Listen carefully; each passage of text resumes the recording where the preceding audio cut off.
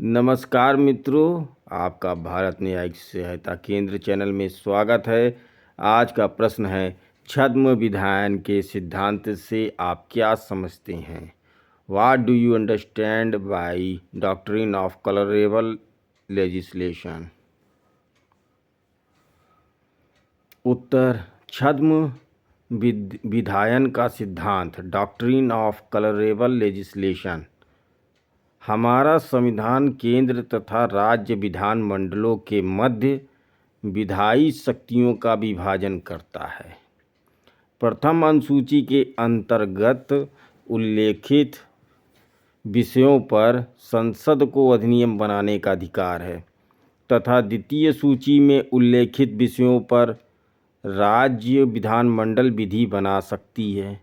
किसी विधि की संवैधानिकता को इस आधार पर भी चुनौती दी जा सकती है कि क्या संसद या राज्य विधानमंडल ने विधि बनाने में अपनी विधायी शक्तियों का अतिक्रमण तो नहीं किया है।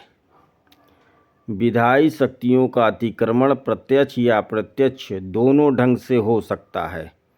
कभी कभी ऐसा होता है कि यद्यपि विधानमंडल किसी विधि को बनाने में ऊपरी तौर पर प्रत्यक्षतः अपनी शक्तियों के भीतर कार्य करता है, तथापि यथार्थ में अप्रत्यक्षतः अपनी संवैधानिक विधायी शक्ति का अतिक्रमण करता है।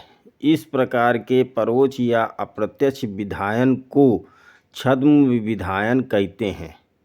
ऐसे मामले में अधिनियम या विधि के ऊपरी प्रारूप का महत्व न होकर महत्व उस अधिनियम के सार सब्सटेंस का होता है।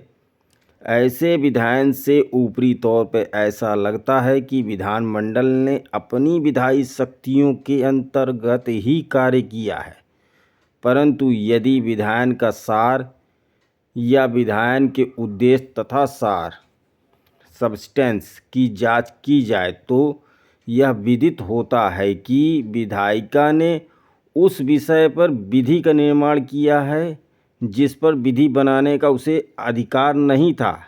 इस प्रकार यदि विधायन की विषय वस्तु सारतः उस विधानमंडल की शक्ति से बाहर है तो उसका बाह्य स्वरूप उसे न्यायालय द्वारा असंवैधानिक घोषित किए जाने से नहीं बचा सकता।